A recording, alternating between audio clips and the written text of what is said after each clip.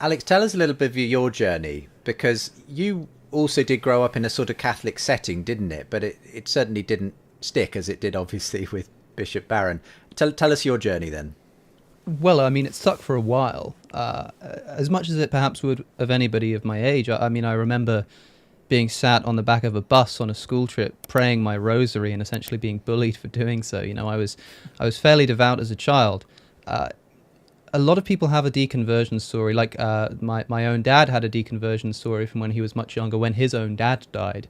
And when that happened, he just essentially immediately concluded that there is no God. Interestingly, some people do the exact opposite. When a loved one dies, they cling to religion because that's one way that they kind of cope with the thing that they're facing. For me, there was no kind of singular event that happened that made me say I no longer believe this. It was more a realization of the baselessness of what it was that I did believe. Now, that's not necessarily to say that the Catholicism to which I ostensibly subscribed is baseless, but that my reasons for subscribing to it were baseless. And I think that's a product of bad teaching, or at least in the same way that Bishop Barron describes our religious education was similarly kind of like doing PE or something. It was just one of these classes you did, nobody took it particularly seriously, and so it was very easy to brush it off. But the thought that I had was, why is it that I believe this? Where does this come from? And I suddenly realized that there was nothing there.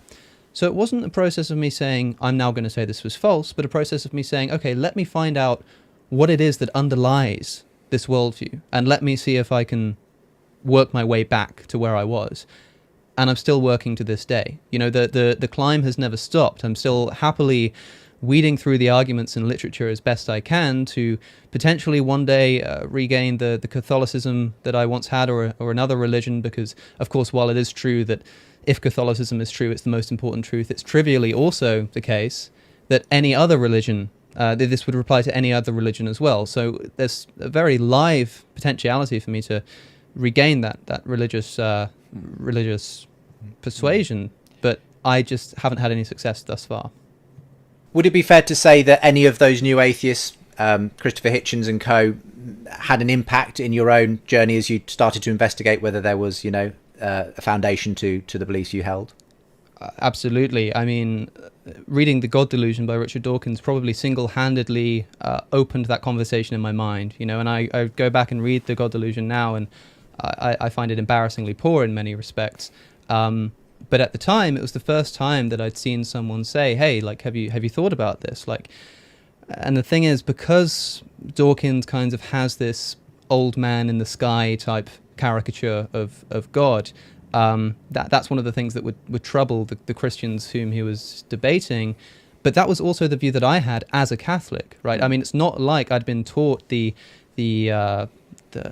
minutiae of Christian doctrine. I kind of had this childish image of some guy in the sky who'd give me a big hug after I die. And when Dawkins kind of said, look, that doesn't make sense, well, he was right. Of course that doesn't make sense.